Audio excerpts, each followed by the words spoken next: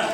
即係我諗咧，加拿大中文電台咧有好多唔同嘅 event 啦，好少同大家講早晨嘅。對上一次咧，可能係即係飲早茶嗰啲嘅 event 係嘛，所以好開心咧，大家10:45嘅準時，甚至乎我見到有啲人咧9點半晨早就嚟咗咯喎，俾啲掌聲你自己先，哇！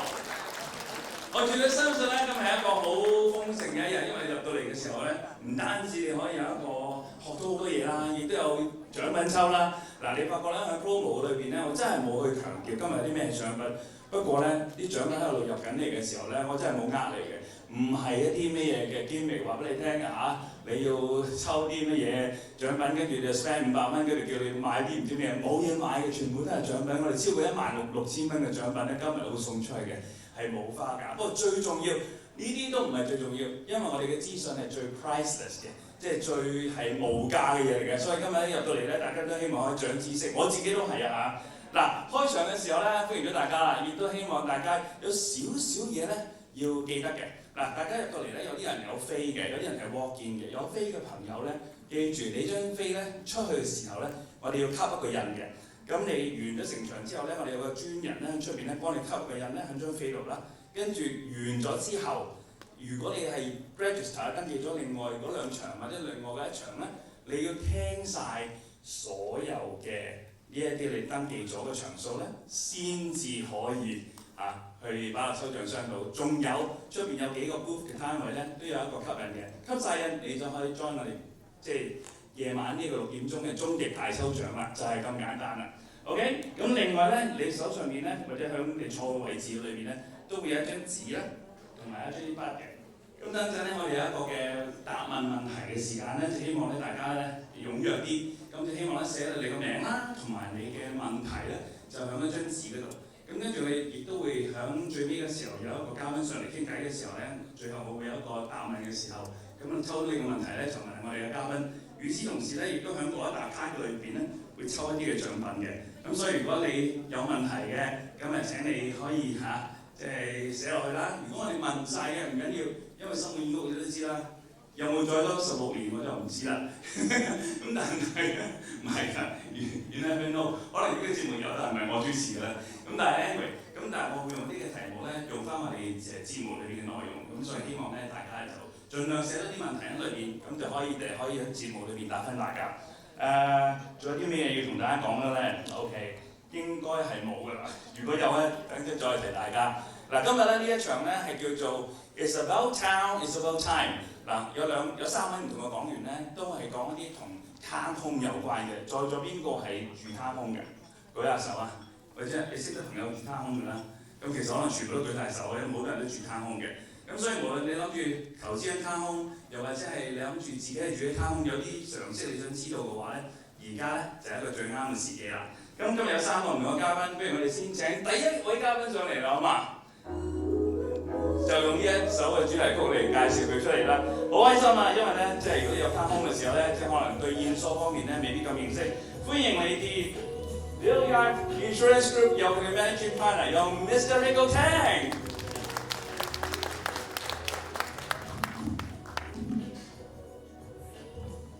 係啊 ，Rico 咧，如果你有聽過節目嘅話咧，啱咧喺我哋嘅生活義工咧，早大概我諗係2日到啦，唔係2個禮拜到啦，咁都有請阿 Rico 上嚟講一啲同現數方面嘅一啲嘅資訊嘅。咁所以咧，如果你有咁啱有即係攤空兩手嘅話咧，我覺得呢個係一個最好嘅機會啦，係咪 ？OK， 咁講到呢個攤空嘅資訊咧，其實我唔係好熟，咁 that's why 我又想請教 Rico 嘅。其實講到攤空，大家都知啦，有幾種攤空㗎？係咪啊？通常好多種嚟㗎，係嘛？哇！有啲人喺度講，係啊，其實有啲叫做攤空就係 freehold 攤空啦，有啲叫做 non-freehold 㗎啦。咁但係其實你知唔知道咧？呢兩種嘅攤空嘅裏邊咧，都有唔同嘅現數嘅，係咪㗎？冇錯 ，Chris 係啊。OK， 歡迎你知啊 Rico。多謝你今日請我上嚟啊！咁同大家分享少少啦，就係譬如你嘅freehold 攤空，其實同你哋嘅一般嘅獨立屋嘅保險大致上係冇乜分別嘅，只不過你嗰個攤空咁解啫。咁至於呢個 non-freehold 攤空，其實嗰個嘅外牆啊，或者嗰個嘅屋頂各樣嘅嘢咧，其實就大部分係關於呢個嘅管理公司去負責嘅。咁所以你買保險嘅時候咧，嗰個屋嘅重建費用咧，其實你哋可以唔需要考慮買嘅。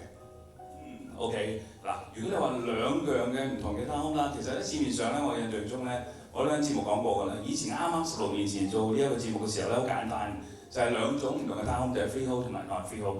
咁點分咧？就有啲有管理費，有啲就冇管理費㗎啦。但係而家唔係㗎啦，咩嘢都有㗎嘛，有 stack town home 啊，有 back to back 啊，好多樣嘢嘅。再同我哋講多啲啦，好嘛？即係大家都唔係好清楚，可能即係你買咗一個咁樣嘅攤空嘅時候，你嘅現疏係需要買邊一類型嘅咧？有咩分別咧？咁同我哋講下。頭先都講少少就係嗰個 rebuilding cost， 你喺一啲嘅non-freehold town home 裏邊咧，你係唔需要買嘅，因為嗰個基本上就係嗰個物業管理公司去負責個外牆啦、屋頂啦嗰部分嘅。咁即係例如間屋有咩事，個屋頂爛咗，都係呢個物業公司去負責去管理，咁係佢負責去維修嘅。嗱，譬如啲突發嘅事故咧，我又想知道一下啦。即係最大件事就係譬如好似而家出邊挖咁大樹喎，咁可能有啲舊嘅攤空咧，突然之間喺個屋頂冧咗落嚟。咁嗱，如果你買咗現疏嘅時候，現疏賠唔賠咧？呢啲咁當然係你要買現疏嘅時候，第一時間你買啱現疏啦。如果你自己即係又冇問清楚就買咗個現疏係唔啱嘅話咧，其實有機會嗰本身係唔會即係俾你索償得到嘅。但我點知買得啱唔啱咧？嗱幾樣嘢要知嘅就係、譬如你頭先所講啦，會收管理費㗎嘛。你收管理費嘅時候，你要問翻管理公司啦。喂，究竟你嗰個管理費裏邊包含啲乜嘢？包唔包嗰間屋嘅外牆或者佢屋頂嘅維修？咁佢應該就有一份資料話咗俾你聽，究竟包啲乜唔包啲乜嘅。OK， 咁呢啲就係叫做突發事件啦。譬如有啲真係咁唔好彩嘅，買彩票唔見你中，但係俾雷劈咗你間屋嗰度，你有冇見過？你好得意㗎，你住喺 Toronto 咧，嗰陣時我住咗嚟咗差唔多我都差唔多86年到而家啦。咁我哋問佢點解啲屋會俾雷劈嘅咧嚇？係咪佢哋有啲咩做啲咩嘢咧？其實就唔係嘅，因為我哋啲屋自己本身咧就冇呢個避雷針喺度嘅。即係如果你喺香港嚟嘅話，咁就係大廈都有避雷針啦。即係我哋單攤嗰啲大廈全部都有避雷針嘅，但係咧屋就冇嘅。咁所以好多時候咧，即係咁唔好彩，即係嗰啲咁好彩咧，就劈咗落間屋嗰度。咁好似呢啲咁嘅情景啦，劈咗落去又保唔保咧？又講翻你頭先講嗰個 freehold town home 同埋 non-freehold town home。如果你係 freehold town home 嘅時候，你買嗰份保險係包晒所有嘢嘅，或者基本上包埋你嗰間屋嗰個重建嘅，咁一定係會喺你份保險度已經包括咗裏邊㗎啦。咁但係頭先就一樣啦 ，non-freehold town home 因為係管理公司負責，咁當然個雷契或間屋個屋頂爛咗嘅時候，就屬於管理公司去負責維修啦。咁樣嘅，係啦 ，OK， 咁所以就好 depends 啦 ，OK。咁如果你係 freehold 嗰啲，就你自己嘅 claim 現疏啦，係咪？係啦，冇錯。OK， 咁有分別啦。咁嗱，好多時候我哋頭先都講啦，攤空要俾管理費㗎嘛。咁保險自己又包唔包含呢啲嘅範圍喺裏邊咧？即係譬如好似即係要俾啲管理費嘅攤空嘅時候咧，即係個保險自己頭先講咗某一啲嘅類別啦，會唔會有啲嘢係即係我哋唔知道，原來有啲係都係唔包嘅咧？除咗外牆之外。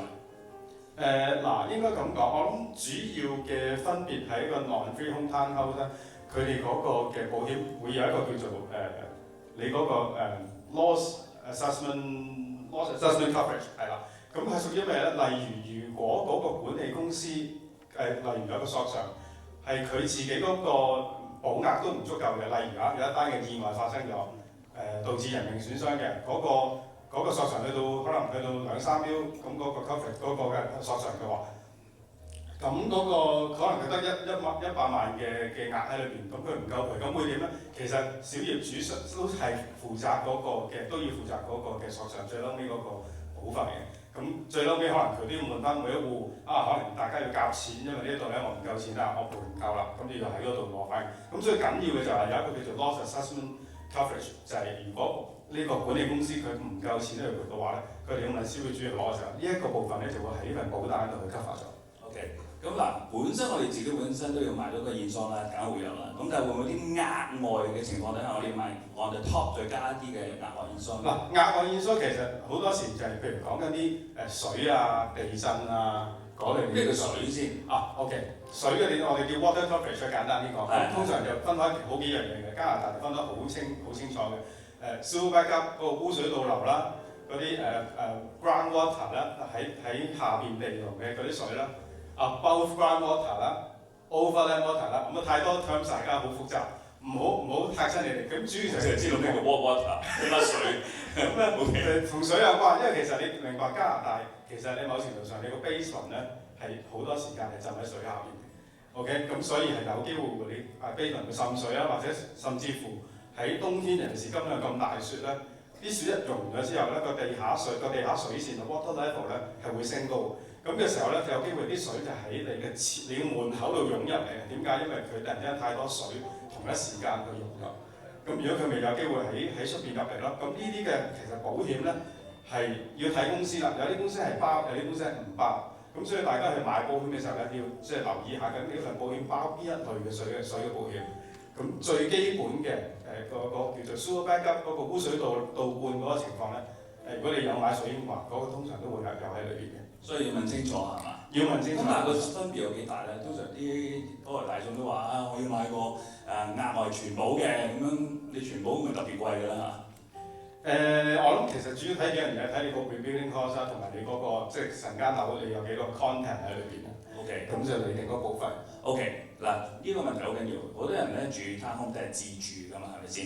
咁但係都有啲人咧係買嚟租出去嘅喎。咁喺驗疏方面有冇啲咩特別嘅分別咧？嗱，先講自住先啦。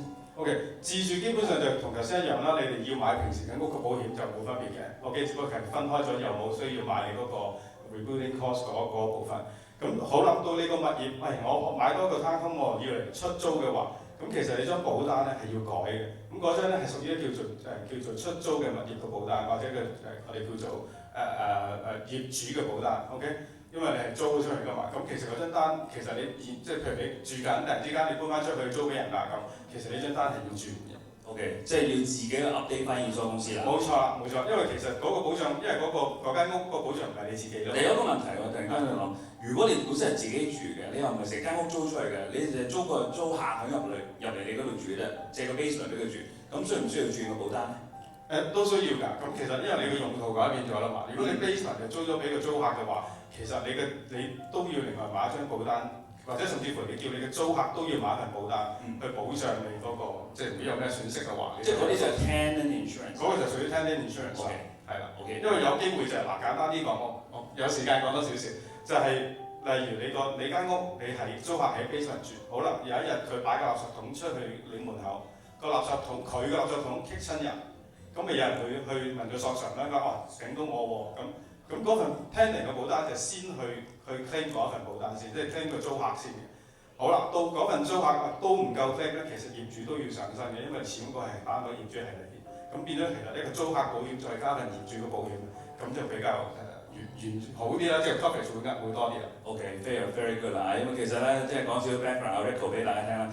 點解要請 Rico 上嚟咧？其實 Rico 自己本身咧，佢對啲 home inspection 咧都好有經驗嘅，所以變咗咧，佢再加入咗呢個驗疏行業嘅時候咧，就係相得益彰啦。兩樣一齊咧，都可以解答到大家。所以有日子裏邊咧，就見到阿 Rico 咧喺個節目出現㗎啦。嗱，另外咧，即係講到買呢啲房屋保險啦，即係townhome保險啦，即係業主方面有咩常犯嘅錯誤咧？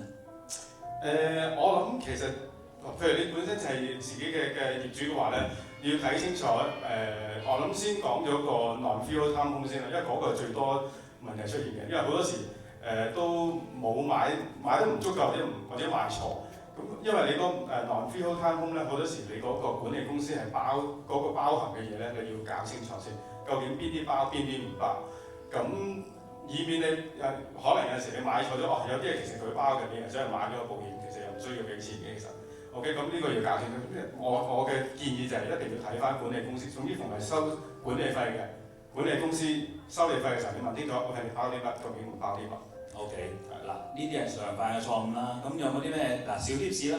嚟到最後啦，即係時間關係啦，我哋再等阿 Rico 講多少少啦。有啲咩小 tips 提大家咧？都係一樣啦，即係記住就係問清楚你管理公司究竟佢包啲乜嘢。如果你唔肯定嘅，佢點都要俾一份 document 俾你聽，話咧佢個合約裏邊係啲乜。咁你揾翻一啲保險經紀去問翻，喂，究竟我需要買邊一類嘅保險 ？OK， 嗱，現場有啲咩問題咧，不妨咧寫低喺你嗰張紙嗰度。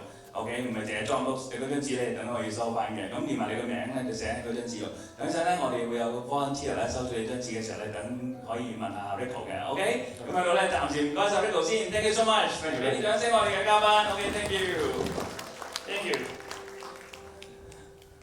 實咧一次過咧聽收滿耳屋咧，好多時候你都會遇到一個難題嘅，就係、聽完之後咧，好似聽唔晒喎，係咪啊？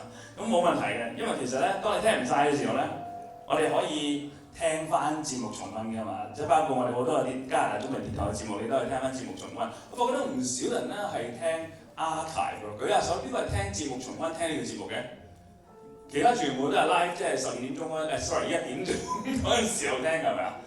其實基本上咧，我哋電台星期日一開始嘅時候12點鐘開播咧，咁啊有其他嘅節目咧，全部都大家一齊支持，由頭聽到落尾㗎啦。咁所以咧，我知道嘅，但係我冇乜有機會同大家去見面啦，問下大家。咁咧而家順便做一個民意調查。嗱，因為咧做咗16年嘅時候咧，都係一個幾長嘅日子喎。咁我哋響介紹下一個嘉賓出場嘅時候咧，咁乘機呢段時間咧，想送少少嘅禮物俾大家。咁點送咧？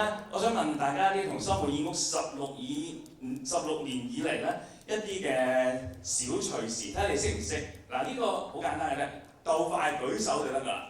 嗱，要幫啲人幫我睇住喎嚇，因為我真係唔知邊個舉得快喎，可能個個都識喎啲問題。嗱，先問兩個問題，時間唔係好多啊。嗱，過往16年嘅裏邊有好多唔同嘅即係地產同家居有關嘅環節啦，收滿耳屋呢個節目裏邊出現咧。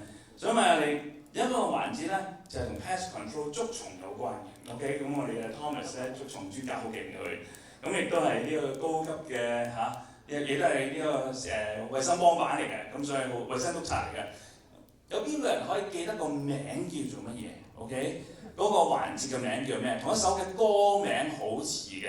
嗱，我數1、2、3嘅時候咧，你舉手咧，你答到我咧，我就送一份獎品俾你。OK， 嗱，準備啦喎，1、2、3。有人記得喎，真係我冇貼士喎，呢個真係。好，係咩啊？做咩啊？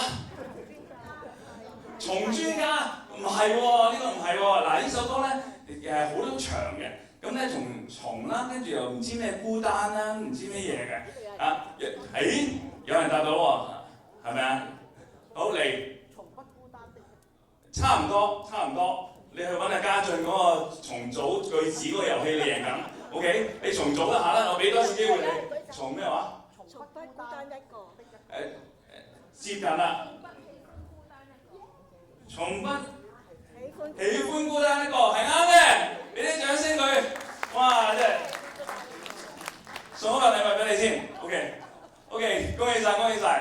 嗱，呢一份禮物咧好特別㗎，係唔係個個有㗎？即係呢一份禮物係特別咧，係為咗今次嘅節目咧 Sweet 16咧做咗一個好特別嘅電話鎖俾大家，亦都有 Home Sweet Home 呢個 Sweet 16呢個 logo 喺裏邊嘅，咁啊恭喜晒！兩姐仲有機會攞㗎呢個獎品。再問多一條，我真係想叫你唱埋出嚟㗎啦嗰首歌。OK， 嗱呢一個好簡單，咁多年嚟咧有人問啦，通常收滿耳屋嗰啲後邊啲 mixing 咧嗰啲製作咧好特別㗎嘛，嗰啲音樂咧好多古靈精怪音樂㗎嘛，係咪先？其中一首嘅主題曲咧係一首日文歌嚟嘅，成日都話 Home Sweet Home 咁樣嘅，跟住你又嘰哩咕嚕又唔知佢講咩㗎，係咪？咁唔緊要，包保唔係粗口嚟嘅。咁但係我就想問下你，呢一首歌咧，好多人問，到底係嚟自邊個地方嘅咧？咁樣嗱，俾3個機會，3個 chance 嚟揀3個 choice。第一，聽住咯喎，聽完晒先舉手喎。A 蒙面超人 ，B 一出卡通片叫做 Bleach， 即係 Bleach 即係漂白水啦嘅片尾曲嚟嘅。C 龍貓嘅歌嚟嘅。OK， 咁啊 A、B、C 嗱，我講1、2、3，跟住一齊舉手啊，睇下邊個係鬥快 A、B、C 嘅啫。1、2、3，哇！再嚟一次，朝早眼花大佬。OK， 你放低手先，再嚟一次。1、2、3，好似係呢度第2行中間嗰個 C 龍貓啊嘛，係俾第2個啦。OK， 嚟過，仲有2個嚟過。嗱，我講1、2、3，1，放低手先。1、2、3。應該係嗰邊前 Ivory， 我立到嘅，咁跟住但係 Ivory 就啱冇錯啦。A 啊，你真係益人嘅啫，真係。嗱，即係全世界都可以舉手啦，而家得乜一個錯？OK， 嗱，得乜一個錯先咧，唔好答錯啊嚇！嗱，我數1、2、3，幫啲人幫我睇住，1、2、3，唔關我事啊！再放低手，放低晒手先，你舉住知唔知 ？OK， 我哋將呢個責任交俾我哋嘅台長啊李婷小姐。OK， 你話事，你喺中間，1、2、3。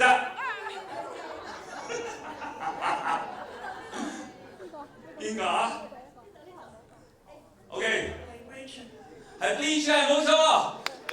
誒，俾啲掌聲佢，恭喜晒，恭喜晒 ！Thank you。OK， 係咁，要啲小知識啫，同個節目咧今日個座談會冇乜關係嘅。咁所以稍後時間咧，咁誒仲有多啲嘅機會咧，將呢啲電話獎送俾大家嘅。但係而家咧，即係要翻轉頭咧，要請啲嘉賓上嚟啦。咁如果講到貪空咧，呢一個嘅即係鎮屋咧，我絕對相信呢一個嘉賓咧，你唔可以唔認識。點解咧？因為喺過往嘅日子嗰裏邊咧，真係你淨係聽我哋收音機嗰裏邊，你都覺得哇好多嘅貪空都係由呢間公司出場嘅。咁亦都賣得非常之好，俾啲掌聲嚟自邊位啊？有人識得佢添啊，好犀利啊！嚟自 Treasury Hill 嘅 VP of Sales and Marketing 有 Miss Natasha Leiber。Thanks for coming, thank you so much. Wow！ 嗱，跟住咧，當然啦，除咗 Natasha 嚟，睇先。OK， 除咗 Natasha 之外咧，亦都有另外一個嘉賓嘅，因為其實咧。你要知道一樣嘢，平時你聽收音機咧，好多嘅 agent 賣廣告噶嘛，其實咧背後咧亦都有啲 marketing 公司將呢啲嘅盤咧係分俾呢啲嘅經紀朋友，而嗰啲嘅 marketing 公司咧係對啲係最熟悉嘅呢一個嘅樓房項目，呢啲樓房項目嘅。咁所以咧，好開心今日請到呢個嘉賓上嚟咧，即係做好多年㗎啦，接近20年啦。有請 Henry Sang， 有 CEO of the Harvey Marketing Realty。merci， 真係㗎嗱，講啲秘密俾大家聽啦嗱，因為呢兩個咧都係老友記嚟嘅啊。You read Chinese? Yeah, after you come to Chinese, you know how to read Chinese now. OK， 咁其實咧，即係阿 Henry 咧，我識佢嘅時候咧，我都知道已經佢入咗行㗎啦，即係地產界已經非常之成功。但係最正嘅地方係咩？我識佢嘅時候咧，原來係19年前都未做《心滿意屋》呢個節目，佢結婚嘅時候。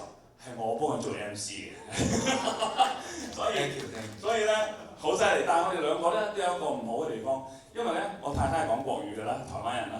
咁佢太太咧係廣東人咧，係講廣東話嘅咧。唔知點解大家19年之後咧，大家個國語咧，即係我個國語又咁差啦，佢嘅廣東話都係咁差嘅。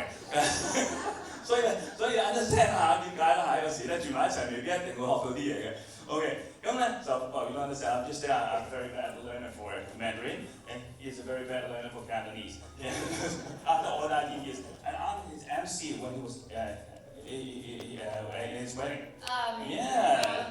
OK， 咁所以咧平時你聽我節目嘅時候咧都係一樣㗎啦。嗱，講國語咧我就唔會加以翻譯啦。Natasha 咧我就會翻譯嘅，咁希望咧就大家見諒。咁我盡量翻譯啦嚇。OK， 嗱。講到貪空嗰方面咧，其實咧我哋真係好想問下 Natasha 呢個問題啦，因為其實咧佢肯定咧就知得比大家多嘅。咁well, very first, welcome. We don't want to delay the next session. So the very first question I want to ask Natasha is, so given the current market conditions, why have townhomes become so popular over the past few years? Is it just a temporary phenomenon, or is it just a sustainable trend? So let me explain Chinese. Okay. 咁我問阿 Natasha 咧就話，即係呢啲時勢裏邊，尤其是2年裏邊咧，嗰啲貪空咧非常之好賣。點解咧？即係咪即係一個假象嚟嘅咧？定係一個奇蹟 miracle 啦？你知道個市都係慢㗎嘛。咁但係貪空真係去得好快，點解咧？ Well, it's an affordable option. Homes these days, especially at Treasury Hill, we design our homes to add a lot of value. Extra bedrooms, natural light, double car parking. So it's definitely more affordable and an entry as opposed to a single detached home. 咁好唔同咧，就係話同以前嘅貪空好唔同啦，因為而家嘅特別設計咧，俾一啲嘅買家啦，可能好多都係自住㗎啦。咁以前咧貪空你即刻話一個 garage 一個車房嘅啫，而家有成2個車房，甚至乎裏邊嗰啲房間裏邊啦，可能會多一個房間可以設計到即係解埋入去。咁所以以至到成個 layout 啊，裏邊嗰個格局咧係更加適合。再加埋而家個貪空咧係平咗，係咪真係平咗？大家問下佢。咁但係即係你見到相對喺 condo 裏邊咧，嗰個價錢拉得好近咧，所以變咗亦都有唔少人咧就走去買貪空，就係咁樣解啦。OK，so you understand？OK， 咁同我哋講下啦，即係我哋想問下，即係如果你話講到貪空裏邊嘅 layout 咧，頭先講過啦，會唔會價錢方面啊，或者唔同嘅區域有唔同嘅分別咧？ But I know you just have an opening in Bowmanville, right? Today actually. Today? Yes. Wow. Okay. So after 呢一個講講座咧，佢會即刻要飛去咧，唔係飛去嘅，單車喺呢個 Bowmanville 嗰度咧，就開另外一個新嘅 townhome 嘅盤嘅，即係好忙啊！咁但係我又想知道價錢方面係咪真係好大分別咧 ？I know the townhome market in Richmond Hill is very hot. Yeah, but how about other area? Is this just depends on the area? Location, location, location. People love Richmond Hill, people love Markham. We've had a phenomenal successful year in 2024. I think we sold over 500 townhomes across the Treasure Hill portfolio. So you can see transit, accessibility, the right location, it really helps move the needle. OK， 咁頭先啊 Natasha 都話咧，即係過一年裏面做得非常之好啦，買成500間嘅 townhome 啦，真係好難得啦。咁亦都係即係唔係淨係 Richmond Hill 啦，好多地方都好視乎佢嗰個位置喺邊度啦。咁所以呢個係好緊要。但其實我最想問咧，頭先佢未答到我。其實咧，我想知道即係 Richmond Hill 同埋 Bowmanville 嗰啲價錢爭幾遠咧 ？What's the price difference in between like a different area like Richmond Hill and Bowmanville? Like what's the minimum price for the townhome? It's down to a science in the market. If you're in Durham, you can buy a townhome. I think the average price is about $750 to $850 in that range, depending on the size. In Markham, you're about $1 million.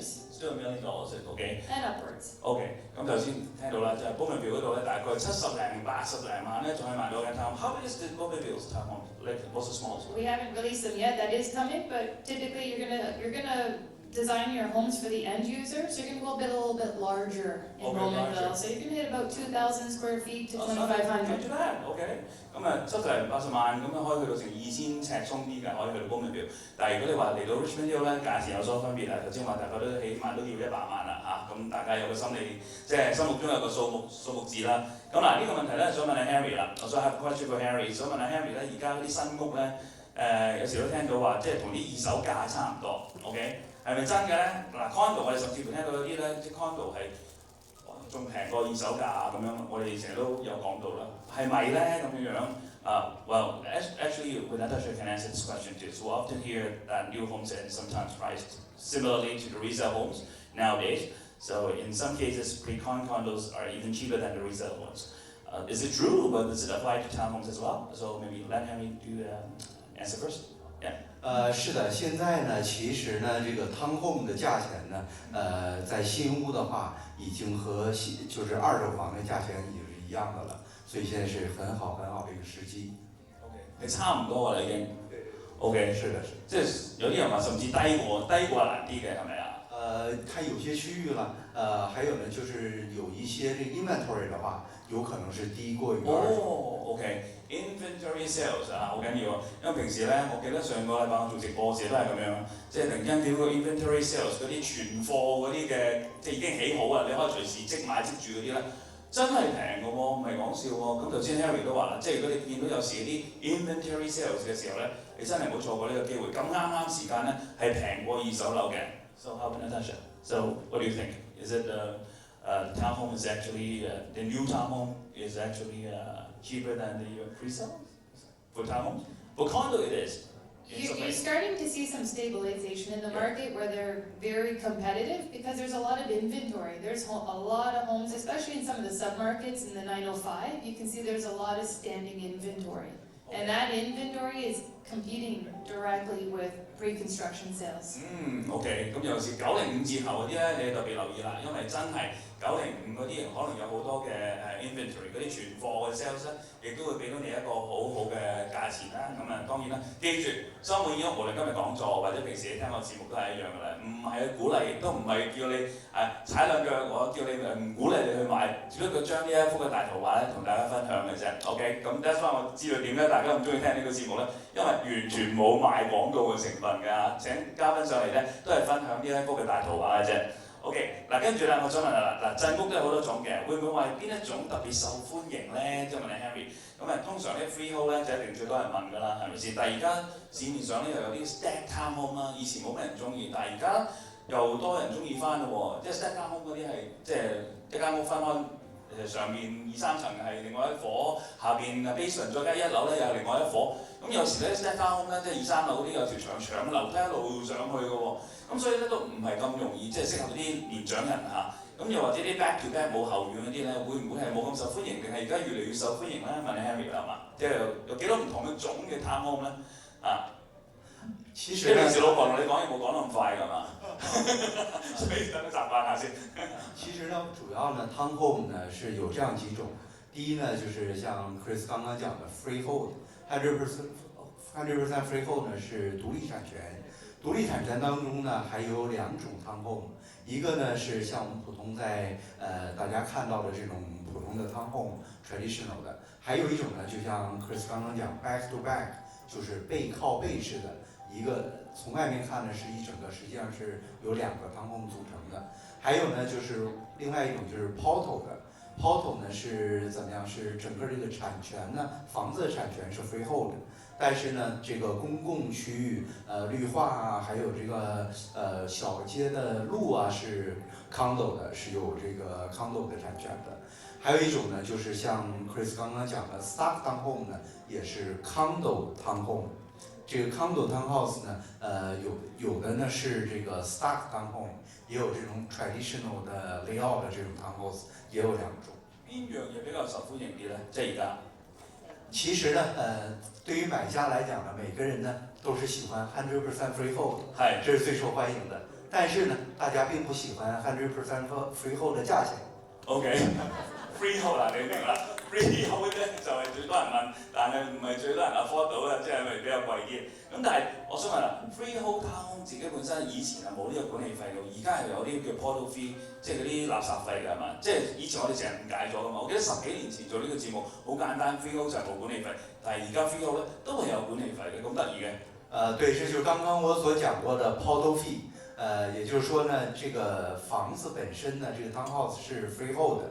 但是呢，它的這個你門前的路啊，還有一些公共的這個綠化啊，都是這個有管理費的，有一個 condo corp 組成的。對。OK， 嗱，跟住呢一個問題咧，就想問下 Natasha 嘅，因為咧頭先你講到發展商有時會有啲係真屋係 freehold 㗎啦，咁但係當個發展商去發展項目嘅時候，點解全部都唔係 freehold 咁簡單？頭先話咁多人中意啦。咁到底佢哋點樣衡量嗰個嘅地方係有 freehold 啊，定係冇 freehold 嘅咧？ Well, this question go back to Natasha. So developers sometimes release town projects as freehold, so while others do not.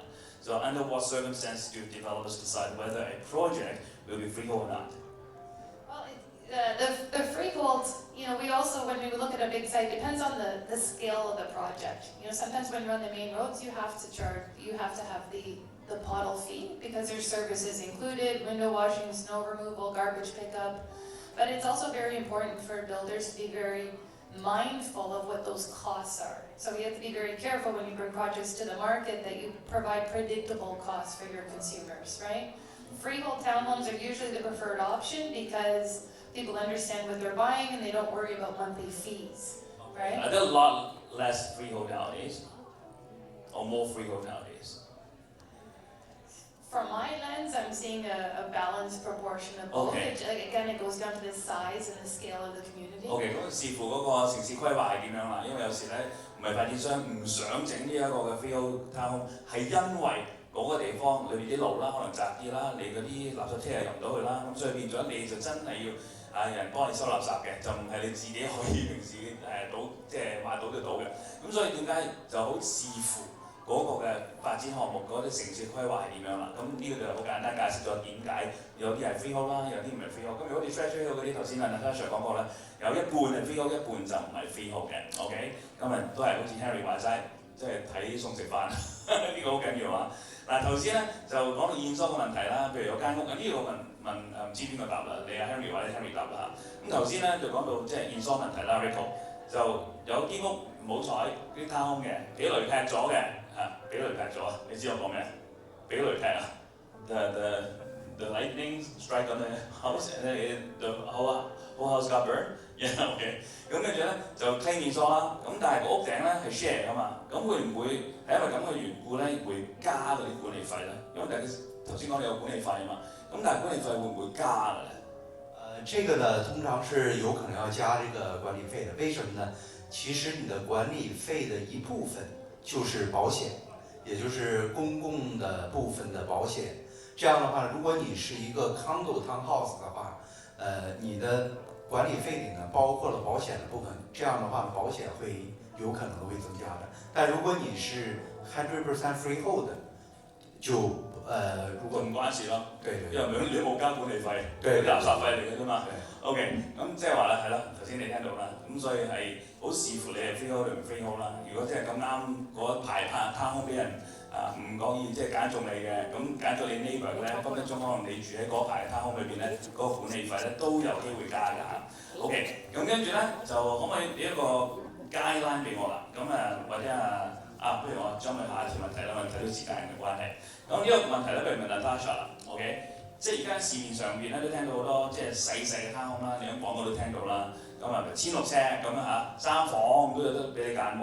咁俾我感覺咧就好似去翻以前嗰啲 condo market 嗰陣時候咧，越嚟越貴啦，啲人走去買個 studio。咁但係咧原本係幾好嘅，就間屋俾自己，但係隔咗一段時間咧，去到 resell 嘅時候咧，即係世界一轉變咧又唔同咗，你發覺啲 studio 唔係咁好賣喎，即係唔係好賣到出去喎。咁會唔會呢個情況咧？而家啲人走去買啲細嘅攤空咧，有啲類似嘅情況將來會出現咧咁樣。嗱，佢唔知我問乜嘅，我哋係冇夾過嘅，咁所以咧佢都唔會介意我問呢啲問題。OK， 咁嗱問下 Natasha 啦。So lately there have been smaller townhomes around like 1,600 square feet with 3 bedrooms. We can do that, squeeze that 3 bedrooms into 1,600 square feet. So it sounds like it's a very good deal, less than $1 million. But this remind me of the condo market back in those days where smaller units like studios initially gained popularity due to the lower price, well, despite higher price per square feet cost. So, however, over time demand for such units may decrease in the resale market. So do you think smaller townhomes face a similar risk? You know, we're not seeing any traction on the smaller townhome. Okay. Anything around, they even go smaller. Like you mentioned 1,600, I'd say that's actually the sweet spot. Okay. People actually like that size and a little bit more because we are selling to the end user. But you can see there's 3-story back-to-backs where the square footage is 1,300, 1,400 a square feet. People don't want that. People are willing to pay maybe a little bit more, not too much, because affordability is very much top of mind. But anything around that 1,600 square foot, that is the actual size of the product that is selling to end users. Okay. And when we speak of the investor market, we can see that's dried up. The condominium market has created some challenges, and there's a reciprocal effect that's transferring down to townhome communities. Okay. So when we bring these communities to the market, we inherently realize that we are targeting end users, people that are looking for more value, and they're looking for more options that are attached to these homes. Whether you can have alternate layouts, you can have bedrooms on the main floor, or you can have an optional 4th bedroom. Parking in the driveway is key. So all of these little things, in a very strong market, they're less of a priority. But in today's market, you have to be very smart on how you bring communities to the market. OK， 咁咧頭先講到啦，其實都有好多唔同種嘅。頭先話1,600尺3房嗰啲，而家你聽到廣告賣緊嗰啲，係咪嗰個太細咧？將來會唔會有嗰個即係賣翻出去嗰個嘅 risk 喺度咧？咁佢哋話其實呢啲 size 仲好。因為咧，其實呢啲先至係而家自住嘅朋友想要嘅嘢。好多時候咧，大啲嘅屋嘅 size 咧，甚至乎俾發展商頭先話可以揀到個房間啊，有好多唔同裏邊嘅 layout 俾到大家。咁我哋都唔去刻意解釋，因為裏邊有好多唔同嘅 feature。咁但係咧，如果你話再細啲嗰啲冇 backyard 嗰啲，所謂嘅 back to back 咧，咁難啲啦。即係嗰啲去到成1,300尺嗰啲咧。嗰啲你就即係要考慮下，因為嗰啲咧唔係話唔好，咁即係如果你價錢即係睇數食飯啦，係啱你嘅，咁當然係適合啦。咁但係如果你話將來嚟講咧，呢啲嘅走盞位咧，可能咧就冇頭先話俾你聽1,600尺啊，甚至乎更大一啲嘅攤空咧，嘅受歡迎程度會更高啦嚇。咁所以咧就好視乎嗰個發展商點去 design 嗰個嘅 community 嗰個社區，呢樣嘢係非常之重要嘅，因為如果你個社區裏面全部都係1,300尺嘅。咁可能你又要考慮下喎，另外一樣嘢，咁但係如果你話全個社區嘅有啲 blending 唔同嘅嘢喺裏邊嘅時候咧，對於嗰個即係你將來 resell 或者住嗰個環境咧都會好啲啊嚇。咁嗱喺個 townhome 嘅大 project 裏邊咧，尤其是樓花咧，當你入到去嘅時候，你梗係有好啲嘢揀㗎啦，尤其是第一個排隊嗰啲，你梗係想揀啲最好嘅單位。但係有啲單位一定係特別受歡迎，有啲單位咧特別唔受歡迎嘅。咁我想問下，咩單位嘅 townhome 係特別受歡迎咧 ？OK。So this question is coming for both of you. So within a large townhome project, especially in pre-con sales, some units tend to sell out quickly, while others takes longer. So based on you guys' experience, what types of units are most in demand? and which are less desirable? Maybe different answers from both of you.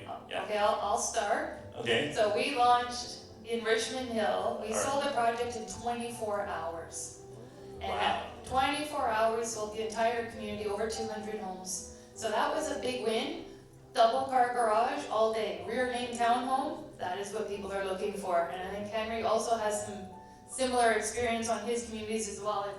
It's very popular, and you may have seen some more trends in other ones as well. Yeah， 頭先Natasha 你話咧，即係啱 Richmond Hill 上年嘅時候咧，有啲200間townhome咧，24小時咧就賣晒咗。咁廣告我都有講過，咁但係好受歡迎嘅，譬如嗰啲特別係townhome 有2個 garage 嗰啲車房嗰啲咧，係特別多人中意嘅。咁呢啲可能係其中一樣啦。Henry 有冇另外一啲嘅體會咧？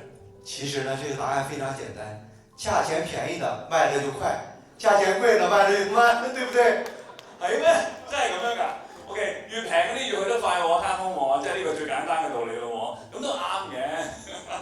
咁但係我真係想講，譬如即係我啱喺節目裏邊咧，有聽過呢2個禮拜咧，都講下知識揀擇嗰個環節咧，就講下嗰個 townhome 自己個即係啲房屋嘅 location。譬如你多啲窗門向住東邊嘅、西邊嘅，又有唔同嘅即係處理方法嘅喎。譬如好似我哋加拿大嘅地方，你向住南邊嘅陽光充足，向住北邊嘅地方咧，向 north 嘅時候咧，咁就冇咁多陽光，間屋可能會凍啲嘅。咁我就喺度諗啦，如果你係買一間 townhome，響正中間嗰啲 unit， 你又咁啱嗰啲窗口全部向晒北邊嘅，咁呢啲其實我要揀嘅小貼士咯。即係譬如佢會自然會凍啲啦，因為後邊冇窗啊嘛，後邊係 back to back 㗎嘛，即係南邊。咁側邊兩邊嘅時候，咁又係冇窗，因為夾住喺中間啊嘛。即係我哋話，會唔會啲人揀嘅時候會揀咁細緻咧？即係譬如好似即係嗱，唔知你哋嗰啲單位全部向晒收啦但係即係你明我講咩嘛？即係會唔會係咁樣嚟揀法咯Chris 說的是對的，大家比較在乎這個所在的位置啊，還有大小，但其實呢，最終都是要看價錢，對不對？如果你價錢哪怕小的單位，朝向呢也沒有那麼好，但是價錢很低的話，大家還是最先會選擇這個價錢低的。OK， 都係嗰句價錢為主。OK， 最後啦，即係嚟到要問下兩位啦，未來1-2年咧，townhome 嗰個市場會係點樣睇啦咁成日都聽到啲 condo 咧，啲 project 咧開始 cancel 啦因為計唔掂數啦，咁就要 cancel 啦，唔起住啦。幾時會再起翻多啲唔知。咁但係 townhome 會唔會有類似嘅情況咧？Well, this is going to be the last question for both of you. Well, so looking ahead, what can we expect from the townhome markets in the next 1 or 2 years? So we have heard about numerous condo projects being cancelled recently, and in the 3 years' time, they could lead to a condo shortage. We know it. So why this is just predictions? Do you think towns could face a similar situation? You know, I really think if we look at the forecast for townhome product, I think it's I know you keep essential. opening new sites. Yeah, You don't have the picture in your mind, especially for you. You know, Yes. some developers are holding projects. Yeah. We're going full speed. You know, we're launching every site as quick as we can. The conversations in our office is how quick can we launch it? Okay. And this morning's phone call is how quick can we sell it, right? So we got full pedal to the metal. We're not shy, but we're very careful. Price, it drives the products. We But gotta in make sure you're very general, what do you see affordable. about pictures in the next 3 years? In You know, general.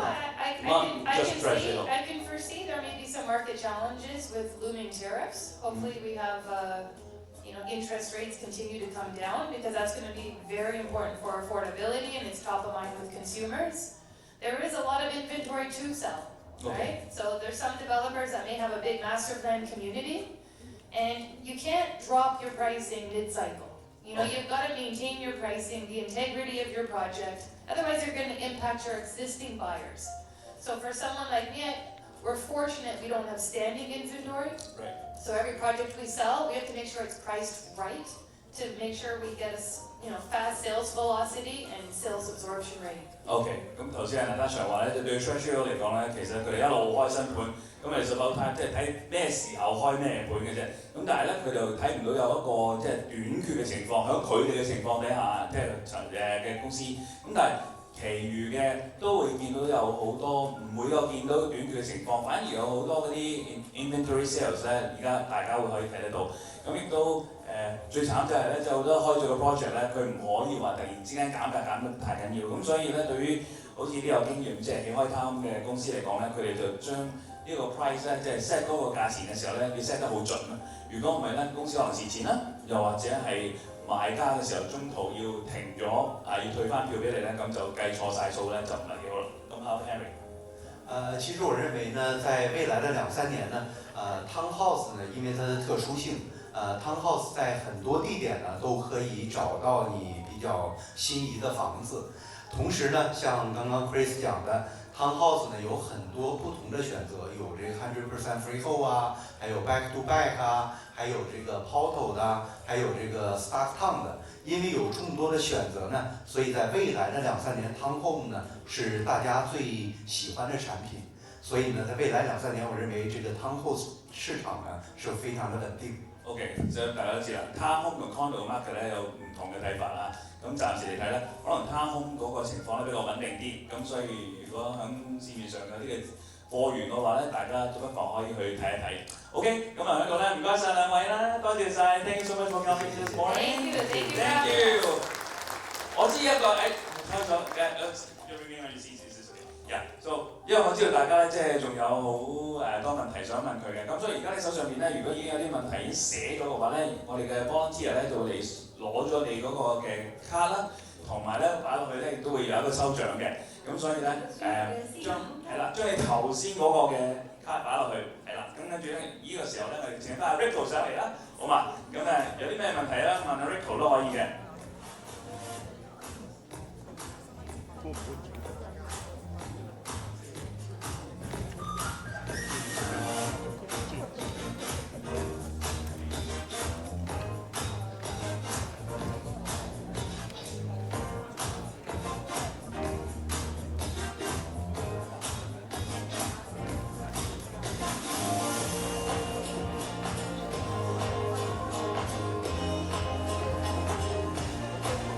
OK， 有咩問題啦？可以問下我哋嘅係啦，我哋嘅嘉賓真係好忙嘅。我話俾你聽 ，Henry 咧係琴日啱咧夜晚深夜1點鐘落機咧，跟住今朝頭早咧，我唔知佢瞓醒未咧，就嚟到現場㗎啦嚇。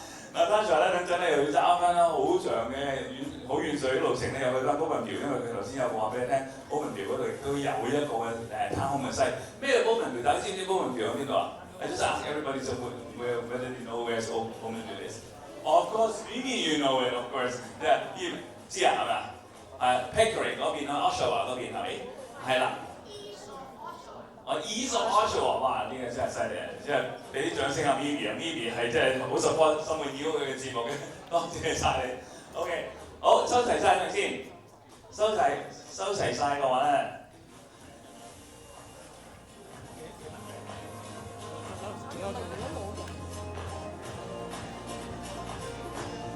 All right, OK， so 呢度有好多張啦 ，OK， 嗱我求其抽啦，咁睇先啦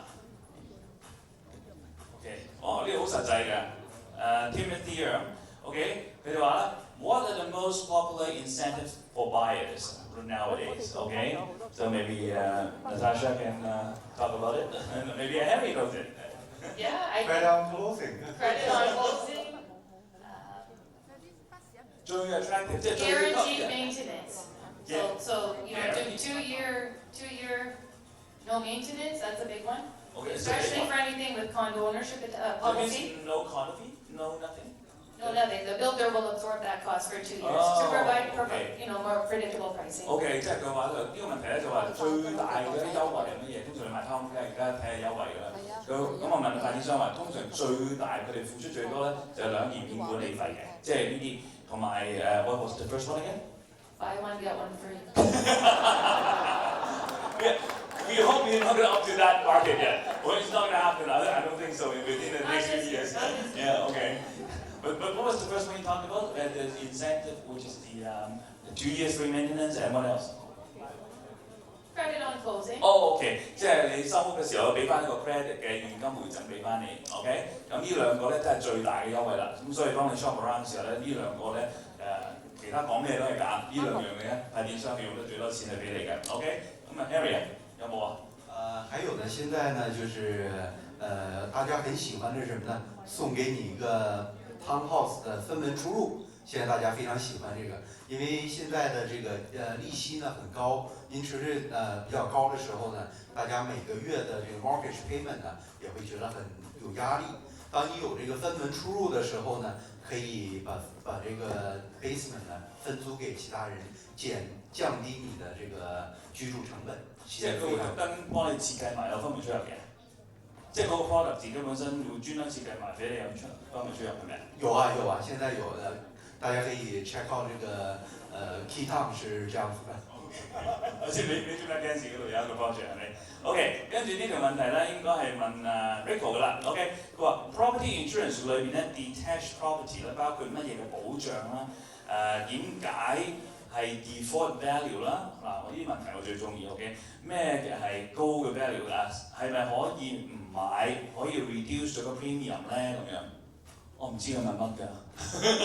我諗佢應該係問緊嗰個係咪 rebuilding cost 嗰樣嘢？我係。哦 ，sorry， OK， 我明。嗰個通常咧係其實你哋嗰間屋嘅 rebuilding cost 咧，其實係有個系統去計。咁基本上係根據你嗰個 postal code 嗰個 area 個 postal code 同埋你間屋嘅大細咧，你去定咗。咁通常佢哋都係一個估計嘅數字，就係話你間屋可能有啲 detached 嘅一啲 property， 例如啲咩？例如你個 backyard 裏邊有間屋仔，嚟擺下啲鏟草機啊、鏟雪機啊，或者你啲家私啊嗰類嘅嘢。咁甚至乎你嗰啲 fence 啊嗰樣嘢咧，咁其實佢係大概去估呢個數字喺裏邊嘅。咁所以通常我哋做物業估價嘅時候，其實係即係嗰間公司已經估埋。咁你話可唔可以買低啲咧？我諗你好 depend 上嗰間公司佢用唔用佢，即係你都要俾一個理由。喂，點解你可以買低啲咧？咁除非你真係好明確地話俾佢聽，因為咁我冇呢樣嘢，甚至乎你個 fans 都冇嘅，話我冇 fans 嘅，咁你嘗試同驗收公司講，但係機會唔大，我係咁答咧，機會唔大，因為通常佢已經係計嗰個 rebuilding cost 已經包咗喺裏邊，係啦，咁甚至乎有陣時你因為講真，如果呢間屋有咩事，佢都係要照賠俾你㗎嘛，即係變咗佢一定係估計咗先 ，OK？OK， 好嗱，跟住呢一條問題咧就話。Is there an insurance discount if you have more than one townhome or semi or condo? So maybe this question for Rico too. 即係換句嚟講，如果你有多過一間嘅物業裏邊咧，同一時間去買呢個 home insurance 咧，會有個 discount 有個折扣喺度咧咁樣 ？OK， 通常一般我哋叫 standard market 咧，佢哋都有少少嘅限制嘅。嗱，如果你有一間屋再加個出租物業嘅話咧，其實你又係會有叫做multi property 嘅 discount 嘅。OK， 咁當然你幫襯同一間公司啦，你分開幾間公司買，咁梗係冇咗呢個 discount。咁但係其實我哋叫做 standard， 即係 standard market， 即係一般你大家認識嘅比較大嘅公司，譬如Intech 啊、Aviva 啊，佢哋其實都有限制咗你嘅出租物業嘅個數量，即係你唔可以話我一個人有10個出租物業嘅，咁佢哋直頭又會有機會就係我唔保呢一類嘅單，因為佢哋覺得個 risk 太高。咁通常佢去到3、4個度咧，就開始話停啦，我唔想再即係見到有再多啲嘅即係出租物業喺同一個客身上。咁如果係即係大家如果好多係業主係收租嘅話，我甚至乎多過5、6個物業嘅話咧，其實市面上有啲公司係專係做呢一類嘅保險嘅。咁但係你可能就唔係喺一啲叫即係唔係喺個 standard market 度揾到，你喺啲 substandard market， 咁佢專係做呢一類嘅保險。咁佢因為點知道你係出租物業，或者甚至乎當一張嘅即係叫做commercial 嘅保單去做 ，rather than 一個 personal 嘅保單去做。OK， 咁講到呢一樣嘢咧，頭先都話買保險就視乎間屋嘅有冇呢個 management fee 啊嗰啲費啦。咁呢個問題咧就問咧 management fee 係包括啲乜嘢嘅？咁我要問下兩位嘉賓嚇。So what does management fee include, consist of？ 管理費呢，這個分成2種。一種呢是剛剛我們之前講的這個 portal 的 freehold townhome 的 portal fee， 這個 portal 呢是通常包的是這個馬路的，就是家門口的路的這個小區路的管理和這個公共設施，還有一種呢是這個純是 condo 的這個管理費。如果這個 townhouse 純是 condo 性質的話呢，它包的呢就更加多一些，比如像後院的這個除草啊，包括這個公共的這個屋頂啊，包括這個有的呢甚至還包了這個窗，不是每一個項目都包的，有的是包，有的是不包的。OK， 咁順便問埋呢一句啦嚇。咁就係話有人就問啦，管理費啦係點樣計嘅？係幾多錢一尺嘅？Well, these people well, they twist my tongue, okay. So just talk about the townhome, so talk about the management fee, how do they calculate it? Is it price per square feet or something like that? Yeah, it's typically based on a price per square foot basis. Just like a condo, right? Just similar to condo ownership, but sometimes you're starting to see a little bit more where we do a fixed rate. So again, we're speaking to more predictability on costing. OK，咁就都係斷尺計嘅，即係同 condo 都係相類似，咁視乎你係買幾大嘅啫。OK，咁呢個問題，好多人都要問保險嘅問題喎嚇。OK， 嗱問埋呢個問題咧就應該問完啦。OK， 買保險嘅時候咧有冇養狗嘅咧？即係如果冇養，即係話如果係冇養狗嘅話，現金養狗是否要更改保險嘅條款嚇？即係如果突然之間冇狗，變咗有隻狗喺度嘅話，我諗你要通知翻你嘅保險保險公司，話俾你聽我有養咩狗，同埋佢可能會再問你嗰隻係邊一種類嘅狗。咁其實有啲公司咧，可能某啲種類狗佢係唔包嘅，即係如果一啲比較大，即係嗰啲，因為佢近視係高危嘅話，熱狗就唔包。我知係好難 get 㗎，但係好似真係我就係諗到呢啲嘢嘅。咁但係你要報，都係咁。最緊要係你要報，你要同你嘅經紀講，同翻你保險公司講。或者咩狗幾大 ，OK， 同埋佢通常都會問你隻狗都冇買保險 ，OK， 其實寵物都可以買保險嘅，咁你哋要即係呢啲你要留意啊。OK， 咁問到呢度為止啦，咁有咩問題嘅話咧，咁之後如果嘉賓喺度留低，你都可以問下佢哋嘅，因為時間一路咧都very tight 啦，下一場嘅人咧排緊隊喺出邊，咁但係咧喺呢個時間嘅時候咧就不如啦請幾位咧去抽3，頭先抽出嚟嗰啲問題咧就唔係代表你攞獎嘅，公平喺呢邊。就唔係我抽，因為我揀題目嘅啫。咁但係咧，而家我有3份嘅禮物嗱，其實今日我哋嘉賓好好啊。咁 Natasha 咧 Treasure 咧就送咗500蚊嘅 gift certificate，不過係啊，但係大家聽住，唔係而家抽，係6點鐘先抽 ，OK？ 咁咧亦都要多謝 Harry 咧。平時我哋宣傳我哋邊咧就有啲嘅 LV 係正牌，唔係 A 貨嘅 LV product 啦。咁拎咗嚟咧送俾大家嘅，亦都會留翻響呢一個6點鐘嘅時候先大抽獎時抽嘅。咁但係而家呢個時候咧都有啲好重磅嘅禮物都送俾大家。咁咧就好開心啦，即係有Rico 啦，同埋佢哋公司咧亦都攞咗300蚊嘅 gift certificate 咧，叫 Home Sweet Home Gift Certificate 送俾大家嘅，俾啲掌聲先。哇！真係〜咁咧，我哋會喺呢度咧抽3位朋友，每一位朋友咧就攞1張 certificate，OK？ 嗱，所以頭先話咧叫你寫問題係有原因嘅，有着數嘅 ，OK？ I just draw 3, what's maybe you can draw one at a time. So maybe Henry will draw another one, and Rick draw another one. Okay. Just make sure there's a name on it, right? There's a name on it. So be fair to everybody， 即係好公平啊！唔係我自己抽出嚟㗎嚇。讀到呢個名稱嘅時候，舉手，咁有個獎品會交到你喺手上嘅，唔使行出嚟㗎啦。OK？ What's the very first one? Frankie.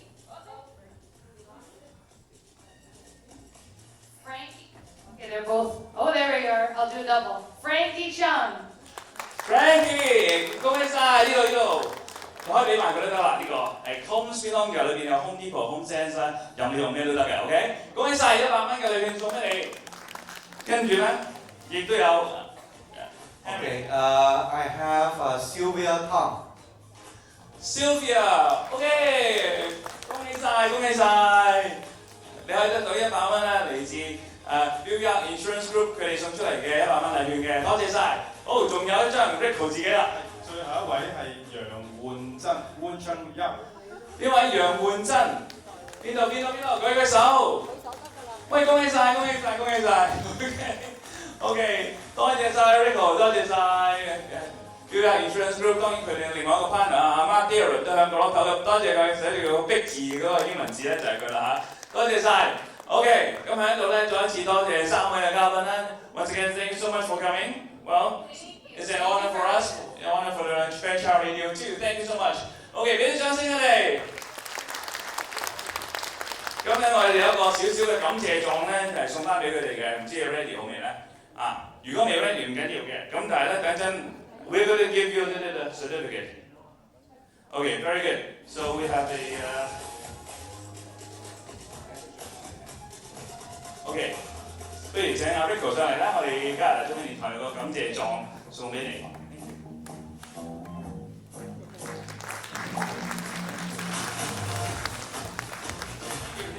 Thank you， 跟住有請 Harry，Thank you。And then, of course, we have my friends, Natasha.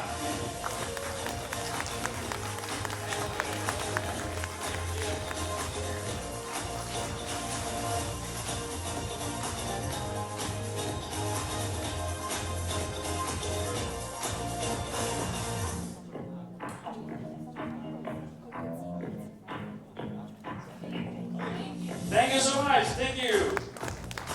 OK， 一落嚟咧就差唔多完結嘅時候咧，都有啲要提一提大家嘅，因為今日好多嘢。多謝你先啦嚇。